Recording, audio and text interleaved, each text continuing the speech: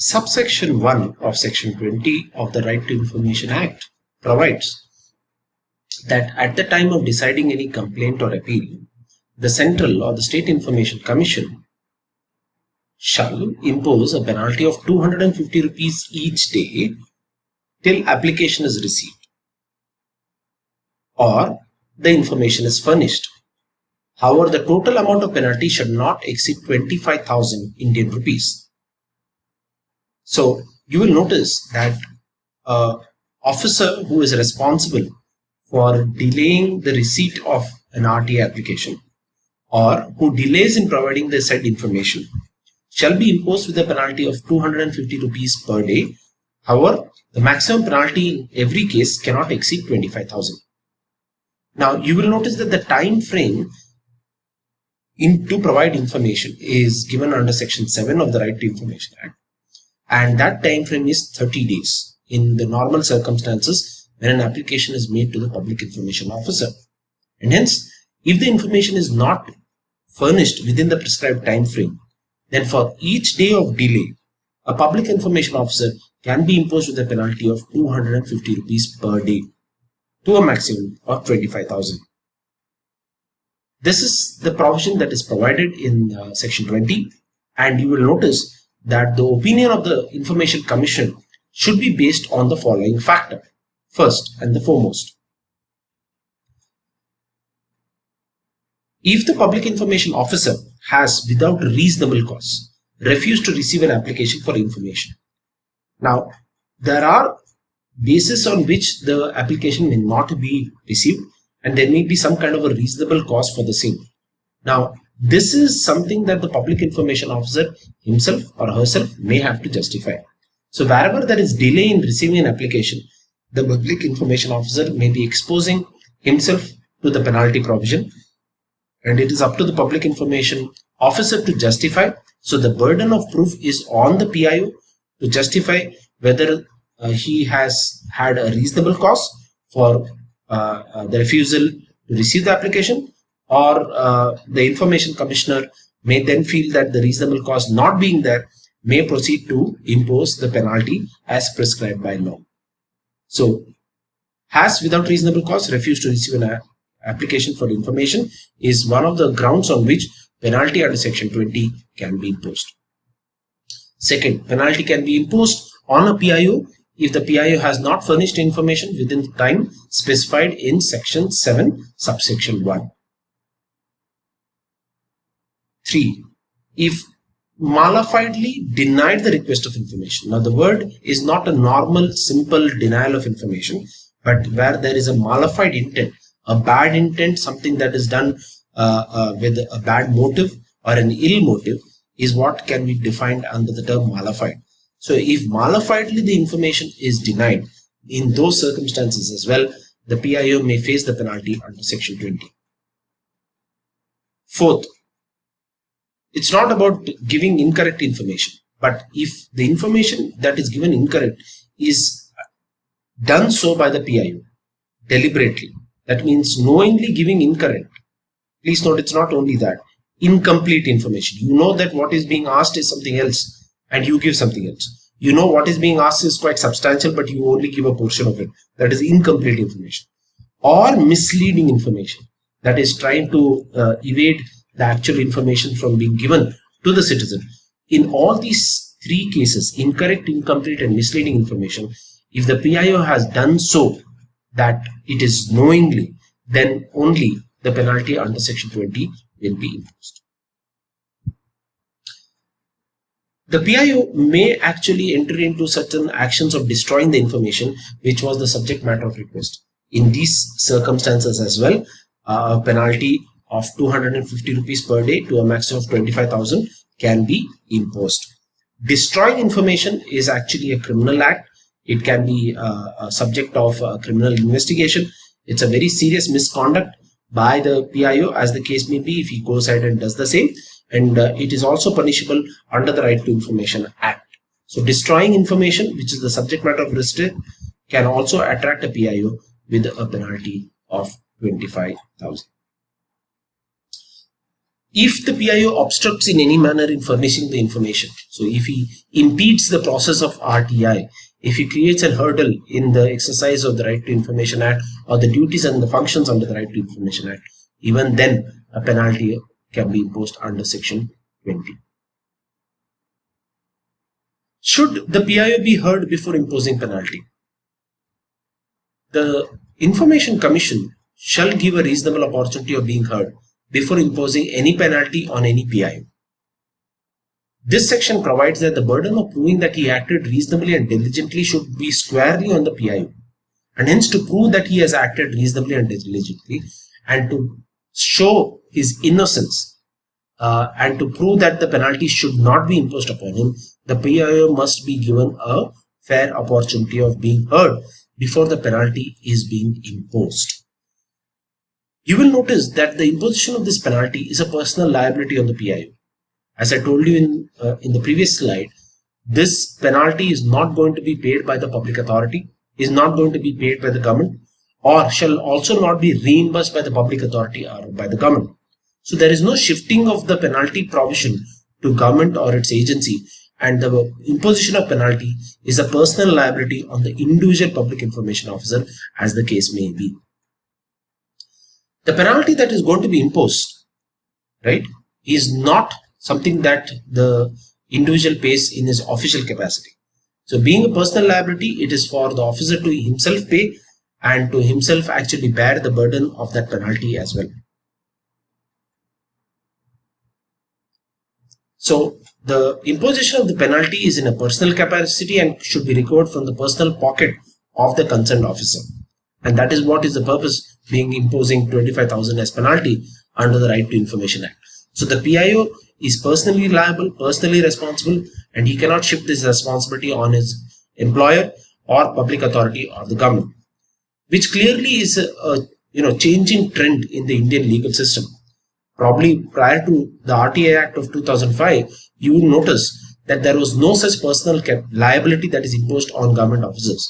This is probably the first of its kind of legislation under which a personal liability is imposed on a government officer, and the government officer as a PIO is accountable to pay the penalty out of his own pocket and cannot get the same reimbursed from government funds or the taxpayers' money.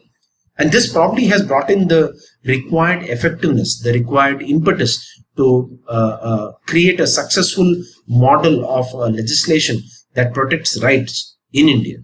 And hence, there is a huge deviation from the common law principle, which always said that the master is liable for the acts of the servant. Here the servant himself is liable and he cannot make the master liable. So the principle of vicarious liability here, or vicarious responsibility, does not apply at all.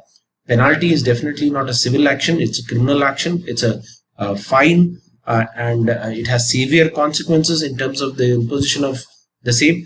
And I think prima facie, if penalty is imposed on a PIO, it surely establishes negligence, it surely establishes carelessness, and it will definitely amount to a serious misconduct, which probably will have serious ramification on the employment of the concerned officer, as the case may be. Why is penalty justified? Penalty is justified because it is often seen that government officers deliberately defeat the intent of any legislation by their inactions, omissions, and their careless attitude. And hence, to change the kind of attitude in public servants, to change the kind of response that government agencies give towards the citizens, I think the penalty provision is completely justified. And the penalty, you would notice, applies only in case of malafide and deliberate lapse. It's not an ordinary misinterpretation of the law for which a penalty is going to be imposed. So when officers of the government act negligently or in a malafide, deliberate manner, I think a penalty of such nature for their personal lapse in their services is something that is often justified under the Right to Information Act. So such kind of deliberate action, I don't think the government must take responsibility for the officer. Neither the government must reimburse the officer. I think the officer must suffer on his own account, on his own instance. This probably helps in bringing a great attitudinal shift in government officers. in a sense that I personally feel that from a government servant, officers now have started acting as public servants. They know that their accountability is to the public. They know they have to be answerable to the public, and they know if they are found short of their response to act as a public servant, they may be held liable, they may be held responsible, and they may have to pay a penalty from their own personal pocket to the extent of 25,000. Interestingly, when penalty is imposed by the Information Commission, it is the duty of the officer to pay the penalty as soon as possible. There is no time limit that is fixed for such penalty under the Act. However, the Commission may pass an order requiring the concerned officer to pay the penalty within a stipulated time. So this is something that the Act has not prescribed, but the Commission in its order and judgment may definitely insist that the penalty money be paid in a time-bound manner. And if it does not pay the penalty in a time-bound manner as prescribed in the order of the Commission, then possibly you will notice that the Commission may proceed to take other kinds of actions that are necessary against the concerned delinquent officer. Section 22 of the Act also states that there is a different process that can be taken if the concerned officer defies the spirit and the objective of the Right to Information Act. It says that there are harsher circumstances, there are persistent defaulters, and the Commission is empowered to actually direct recommendation of disciplinary action against the relevant officer. And hence you will notice, apart from imposing penalty in terms of money, the Commission is empowered to recommend disciplinary action against the concerned PIO under the relevant service rules. So penalty can be imposed. Penalty coupled with a recommendation of disciplinary action is what the Information Commissions are empowered to do, so as to ensure that the PIO conforms with the provisions of the RTI Act, the PIO conforms with the directions and orders of the Information Commission, and hence a public authority may be obligated to follow the recommendations of the Information Commission and will be obligated to commence a disciplinary inquiry as to why the actions of the PIO should not be considered as misconduct under the service rules applicable to such officers. The penalty under the RTI Act may be more effective, and however, you should notice that imposition of penalty sometimes is not routine, and hence the persistent defaulters may only vary for disciplinary action, and disciplinary action on persistent defaulters or repeated offenders, as we would call them, would be the ideal sanction that is required for adequate enforcement under the Right to Information Act. There have been some instances where public information officers have defaulted more than once. This has been what we call as habitual defaulters, and disciplinary action has been recommended against such concerned officers as well. Interestingly, Section 20 talks about penalties that have to be imposed on public information officers or the assistant public information officers. However, if one reads Section 20 with Section 5, especially 5.4 and Section 5.5, you will notice that under Section 5, a PIO or an EPIO can seek the assistance of any other officer for the implementation of the Right to Information Act. And if such other officer whose assistance has been sought under the Right to Information Act, under Section 5.5, he or she shall be deemed to be a PIO for the purpose of the Right to Information Act. And a deemed PIO, which means any other officer, not necessarily the designated public information officer, any other officer who has malifiedly, deliberately, knowingly violated the provisions of the Right to Information Act, has destroyed information, has given false information, has deliberately avoided giving information on time, then such other officer who is considered as the deemed public information officer may also be imposed with a penalty of 250 rupees per day to a maximum of 25,000. And hence, when you read Section 20 with Section 5.4 and Section 5.5, it is very clear that whoever in a public authority is responsible for the violation, non-compliance and infringement of the provisions of the Right to Information Act and who falls within the perspective of section 20 in terms of the intention to non-comply, then in those circumstances, those officers may attract the penalty that is prescribed by law. And hence, one is very clear in the fact that it's not the PIO and the EPIO alone who are susceptible to the sanctions mentioned in section 20. It could be any other officer who has deliberately, malafidely, intentionally violated the provisions of the RTI Act, to whom the penalty provisions must be made applicable as well. This is very, very important, considering the fact that within an organization, it is not the sole and whole responsibility of a PIO to provide information or to fulfill the requirements of implementation of the RTI Act. It's a collective responsibility of every individual in a public authority. The PIO is only a designated officer to liaison with the citizen, to accept the application, to process it and provide the information within a time frame. However, it is not that all information are within the custody of the public information officer. The information would be there with the caseworker, the information would be there with the appellate authority. It could be there with any officer within that organization. And hence, it is the collective responsibility of all officers within a public authority to facilitate the implementation of the RTI Act in a time-bound manner. If officer, individually or collectively, fail to fulfill their obligations through the PIO, I think all such officers, including the PIO, shall be responsible. However, a public information officer shall not and need not take the sole responsibility of the sanctions. I think he can distribute it through section 5.4 and section 5.5, pin in the responsibility and the liability, interestingly pin in that accountability on whose fault the RTI seems to have been violated and who is the real reason for the deliberate misfortunes to have been committed under the Right to Information Act. So any other officer may attract the penalty under section 20 is what we learn from the slide that is in front of us. It is important to note that penalty is provided on the Right to Information Act to achieve effectiveness, and penalty is not necessarily only to punish. I think the provisions of penalty under the Act are not an end, right?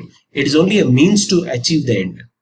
So it is not necessarily that penalty under the Act will actually ensure the effectiveness. Effectiveness comes from attitude. Effectiveness comes from adhering to the objectives of the RTI Act. Effectiveness comes from understanding the real meaning of what you mean as a public servant. Effectiveness comes from being transparent and being accountable before being asked to do so. However, please note, penalty is not an end in itself. It is rather a means to achieve the impact of the RTI Act at a desired level. Penalty is a way of enforcing that, and hence it could, it is something that has to be done through the justifications of either showing that it was done malafidely or intentionally or deliberately or knowingly, or with the fact that the PIO says that whatever was done unknowingly and without any deliberate intention or cause. Therefore, it is both up to the applicant and to the public authority to understand the penal provisions, that they are not to be invoked in the normal process, and rather the same should be invoked as a last resort. So the information commissions should not impose penalty in each and every case. They must ensure that the penalty is a last resort provision. It is only to be applicable in the rarest of rare case where the requirements of section 20 are actually fulfilled.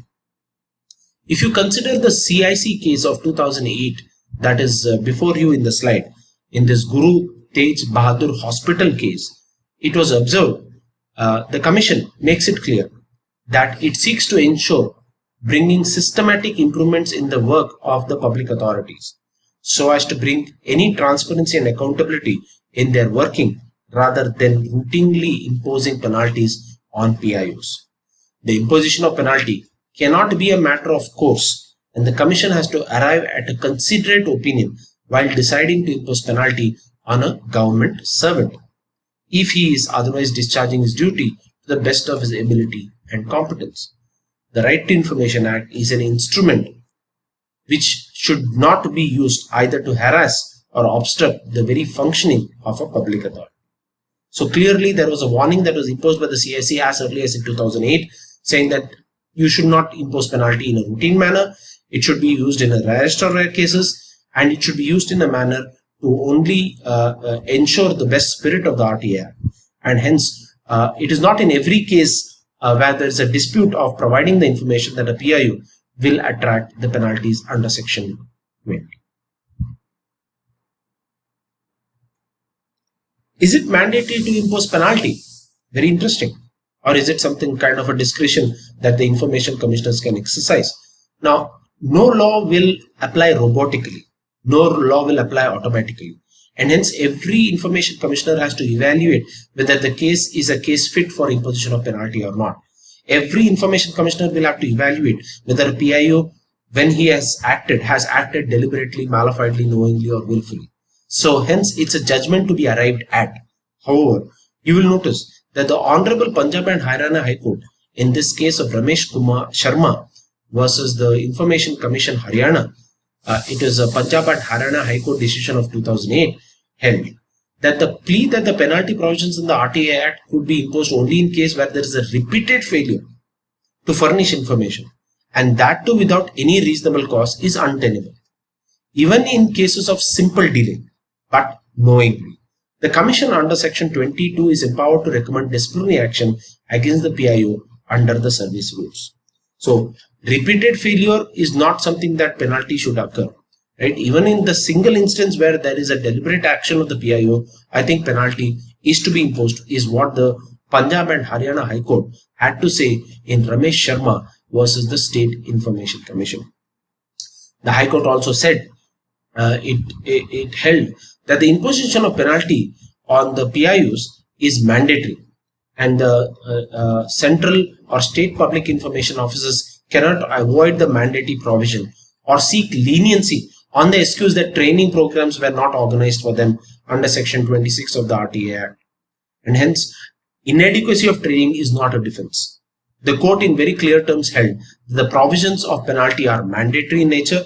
This means that the PIO who has failed to supply the desired information on time, the information commissioners should at the outset impose penalty and then ask them why it should not be realized, rather than asking them why the penalty should not be imposed.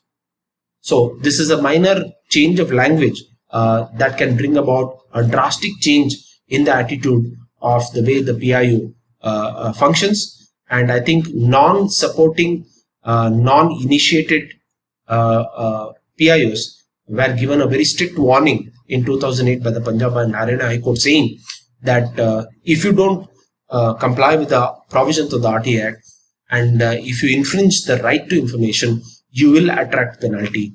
And the information commissioners were duty bound that even if it's first time, even if he has not got any training, he should probably be held accountable and answerable under Section 20 of the Right to Information Act. The aspect of intention for imposition of penalty was taken up in Devendra Singh versus State of Punjab. It's a 2010 decision in which Honorable Justice Surya Kant struck down the imposition of penalty in one particular case.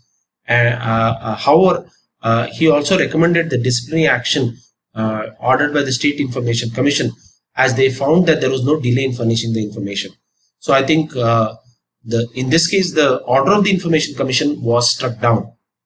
The court held in this case that while imposing penalty or recommending disciplinary action, the State Information Commissions is not only obligated to scrutinize the nature of the information sought by the applicant and the amount of time likely to be spent in collecting or updating such information.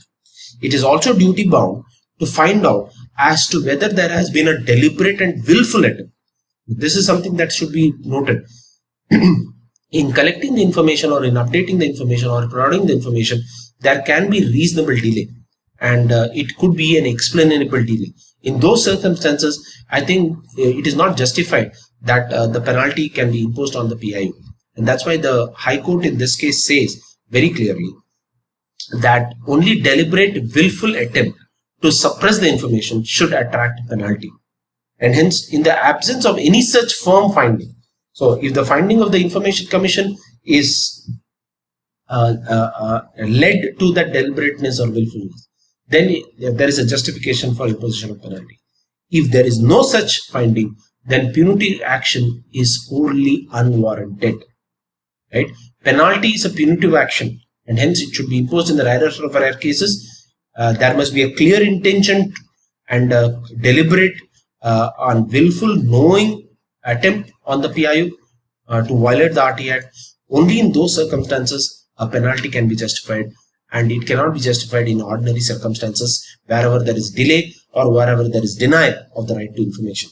So I think the Devendra Singh versus State of Punjab case is a very important case. It clearly lays the background to the Right to Information Act, in the sense that when penalty is imposed, it should be imposed when there is a negligent mind, a reckless mind, a careless mind, a PIO who doesn't care for the law, who doesn't care for the protection of the right, and who has failed in his basic duty to provide the said information.